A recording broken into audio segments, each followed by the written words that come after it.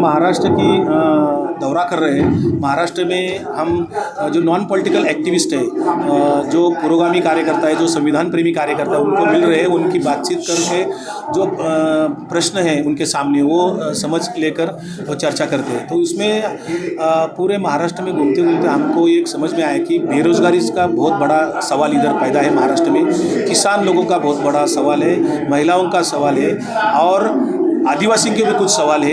ये सब सवाल लेके हम अभ्यास करके वो पवार साहब को हम दौरा करके वो भेजेंगे रिपोर्ट।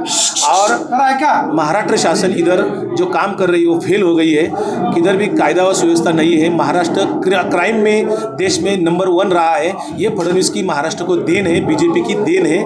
महाराष्ट्र अभी क्राइम में अड़क रहा है।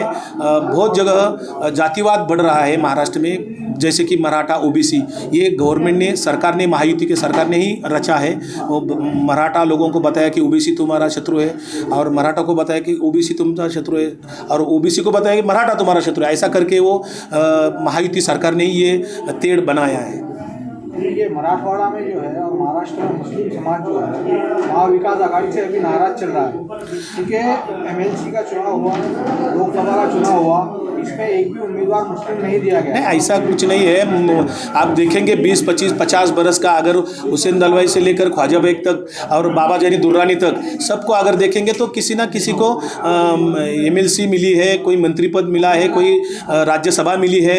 अभी जो 11 लोगों की एमएलसी की चुनाव हो गया उसमें हमका, हमारी एनसीपी की तो एक ही जगह नहीं मिली, हमको 10 ही हमारा वोट था।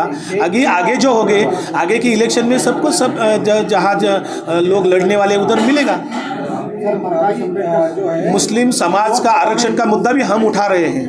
लोकसभा में इतना वोट दिया मुस्लिम समाज ने महाविकास आघाड़ी में, 31 सीटें महाविकास आघाड़ी की, फिर भी मुस्लिम समाज को सिर्फ वोट के लिए इस्तेमाल किया जा रहा है। ऐसा कुछ नहीं है। अगर इतिहास भूलेंगे तो ये बराबर नहीं होगा। इतिहास में अगर देखेंगे तो कितने सारे मुस्लिम, अभी फौजिया खान हमारे राज्यसभा मेंबर है, इधर हमारे बाबा जानी दुर्रानी मराठवाड़ा परभनी में हमारे मेंबर है, ख्वाजा बेग थे पहले, और कितने नाम लूँ हम।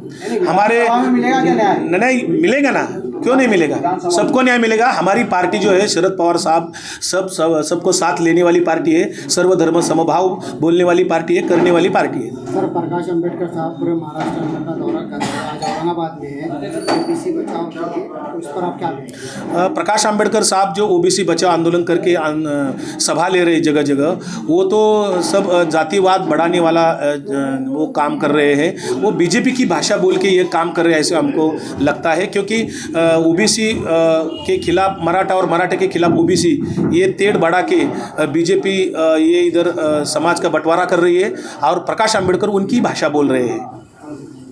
शहर में लगे बैनर पे भी आपने कुछ कहा? शहर में जो बैनर लगा है कि कुंभी प्रमाण पत्र रद्द करना चाहिए, ऐसे प्रकाश अंबेडकर के नाम पे वो फ्लेक्स लगे और ओबीसी 100 आमदार लाएंगे ऐसे बोल रहे। ये हम सवाल पैदा कर रहे हैं कि ये ऐसे आप कैसे बोल सकते हो कि ओबीसी 100 आमदार और बाकी ये महाराष्ट्र के नहीं होंगे क्या? ये सेकुलर महाराष्ट्र है। इधर आपके प्रकाश अंबेडकर साहब के कभी भी एक आमदार चुन के नहीं आया है, 19 में भी नहीं आया, 14 में नहीं। आप 100 आमदार कैसे लाएंगे वो?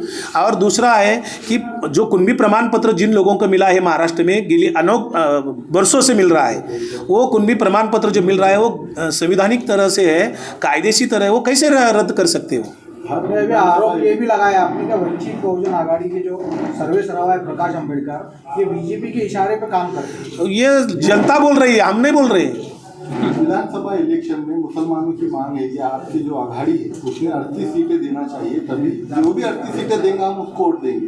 तो क्या आप इस बात पे वोटिंग डालेंगे कि इस बार मुसलमानों को 38 सीट मिलेगी महाराष्ट्र विधानसभा की? नहीं, कितने सीट होगी अभी वो तय होगा। आज ही हमारी महाराष्ट्र जो महाविकास आघाड़ी के जो प्रमुख नेता है उनकी आज बैठक है, कौन सी कितनी जगह किधर जाने का, और ये अगले 15-20 दिन में तय हो जाएगा कितने तो जगह है। और बाद में मुसलमानों को किधर खड़ा करना है, ओबीसी को किधर खड़ा करना है, किसको किधर खड़ा करना है, ये शिवसेना की तरफ से होगी, राष्ट्रवादी की तरफ से होगी, कांग्रेस की तरफ से करेगी, अपने अपने तरफ से होगी वो। औरंगाबाद के मुसलमानों ने उन पार्टियों को आईना दिखा दिया, यहाँ पर मुसलमान का आमदार भी बना, यहाँ पे मुस्लिम खासदार भी बना, भले ही उसको किसी ने भी वोट डाला होगा, लेकिन आज तक किसी भी पार्टी ने ये माना नहीं था कि यहाँ से मुस्लिम आमदार या खासदार जीत सकता है। तो इस बार यहाँ पे मुस्लिम आमदार के लिए एनसीपी के हो सकता है, हमारी पार्टी तय करेगी, उससे सर्वे ले जाएगा और हो सकता है आप बोलते हुए। चलो चाय लीजिए सर।